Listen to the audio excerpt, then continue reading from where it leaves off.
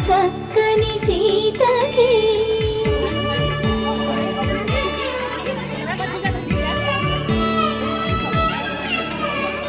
ఎర్ర జాబిలి చేయి